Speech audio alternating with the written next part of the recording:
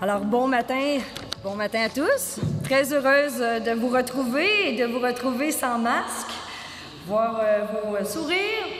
Alors, monsieur le maire, André, monsieur Bilodeau que j'ai vu tantôt, et j'ai vu aussi plusieurs membres du conseil d'administration de l'OSBL Aéroport de Saint-Hyacinthe. Alors, bonjour, amis et invités.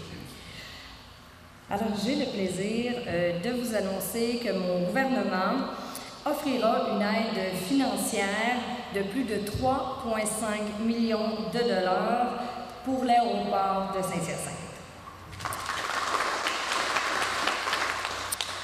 Le soutien du gouvernement du Québec est accordé par l'entremise du programme d'aide québécois pour les infrastructures aéroportuaires régionales. Ce programme, pour ceux qui ne le connaissent pas, en fait, ce programme existe depuis 2018 et il vise à soutenir les propriétaires et les exploitants d'aéroports dans la réalisation de divers projets, dont et d'acquisition d'équipements. De plus, c'est près de 84 millions de dollars que le gouvernement de la CAQ a investi pour soutenir les aéroports régionaux. L'aéroport de Saint-Hyacinthe fait partie intégrante de notre infrastructure régionale. Ainsi, son acquisition augmentera considérablement son attrait auprès d'entreprises, autant en matière de vols commerciaux que de vols nolisés. Et ce sera un atout important pour le développement économique de notre ville et à la formation également de pilotes qualifiés. Cet investissement marque le début d'un aéroport public au service des citoyens et de la communauté. En terminant, je m'en voudrais de ne pas souligner le travail, très bon travail très insistant de M. François Marquis dans ce dossier-là. Vraiment, M. Marquis s'est investi à fond dans ce dossier, ainsi que les membres du conseil d'administration. Alors, merci. Merci également à la ville de Saint-Hyacinthe pour leur support. Maintenant, l'aéroport de Saint-Hyacinthe peut prendre son envol. Alors, le gouvernement du Québec octroie, comme je l'ai dit, 3,5 millions et c'est un investissement à part égale. Donc, on paye la moitié des investissements qui sera fait ici. Alors, merci à tout le monde de vous être déplacés en si grand nombre pour cette conférence de presse ce matin. Alors, je cède maintenant la parole à M. Bourassa. Bien, bonjour à vous tous, distingués invités. Tout d'abord, je tiens à remercier le gouvernement du Québec et notre députée Chantal Soucy, présente avec nous aujourd'hui pour le soutien pour le développement de notre aéroport. Cette aide financière témoigne de la volonté du gouvernement de soutenir la mise à niveau de l'aéroport de Saint-Hyacinthe, qui est un actif non négligeable et un levier important pour le développement économique de notre région. D'ailleurs, le dossier de l'aéroport en est un qui nous anime depuis fort longtemps au conseil municipal. Récemment, nous faisions part de l'entente municipale qui permettra à l'aéroport de maintenir et de bonifier son offre de services. Aujourd'hui, grâce au soutien supplémentaire de notre gouvernement, nous nous sommes convaincus que nous atteignons la meilleure formule pour assurer la modernisation et la pérennité de l'aéroport. Les gestionnaires de l'organisme ont l'expertise pour opérer cette infrastructure et la Ville est fière d'être un partenaire pour protéger cet actif. Nous sommes heureux de cette aide financière et nous souhaitons voir l'aéroport se développer à son plein potentiel et prospérer pour de nombreuses années à venir. Merci beaucoup.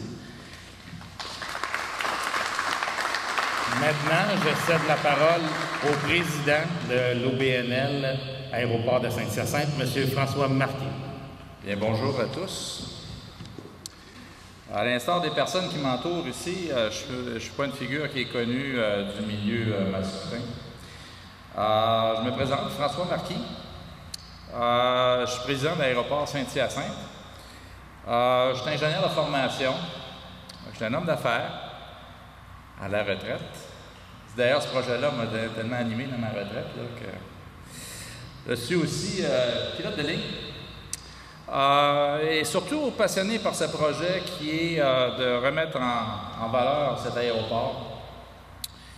L'aéroport Saint-Hyacinthe, en fait, c'est une OBNL qui fut constituée l'automne dernier pour repenser et redéfinir le projet qui consiste à transformer un aéroport privé en aéroport public. OK? Alors ça change un peu la donne des opérations. L'idée, c'est d'accueillir davantage de mouvements reliés aux affaires. Le taxi aérien, comme le disait Madame la députée, participant de ce fait-là, participant au développement économique de la région, d'une part, et aussi de pouvoir des activités d'entraînement, de maintien de compétences, sans oublier les activités humanitaires, telles que la réponse aux services d'urgence, le transport d'organes, d'évacuation médicale. Et juste un fait ici, là, le 14 février, on a eu 2 boîtes d'organes qui sont parties en avion. Ça a été un beau cadeau de Saint-Valentin pour au moins 2 personnes. Actuellement, la majorité des mouvements à l'aéroport sont liés à la formation de pilotes commerciaux, monomoteurs et à l'entraînement de pilotes spécialisés. Alors, on vient de finir une saison avec la Sorfeu, qui sont venus en hélicoptère faire 2 exercices d'entraînement ici. On a un site qui est unique pour eux autres. La demande de pilotes de multimoteurs est grande et nous devons y répondre. Si on regarde toutes les activités là, qui répondent à l'aviation, puis le continuum là, de l'entraînement, ça se réalise plutôt dans des cockpits d'avion, que tout le monde prend l'avion pour se rendre en quelque part. Donc, nous, on est un centre ici qui est en développement. Donc, nous comptons faire de Saint-Hyacinthe un outil de développement multisectoriel pour l'aviation légère régionale. Bref, le processus de transformation de sa vocation nécessite une mise à niveau, tant aux normes de Transport Canada que celles provinciales et municipales. Donc, c'est pourquoi, au nom d'Aéroport Saint-Hyacinthe, de mon conseil d'administration, de ma fantastique équipe des opérations, il y en a plusieurs qui sont ici, là, je voudrais exprimer mes remerciements les plus sincères, d'abord à la municipalité de Saint-Hyacinthe pour son concours, mais plus particulièrement à Mme Soucy, qui a su faire cheminer notre dossier avec toute la conviction qu'elle peut amener à faire l'accomplissement de cette aide financière, un jalon important au succès de ce projet rassembleur. Wow! Merci beaucoup.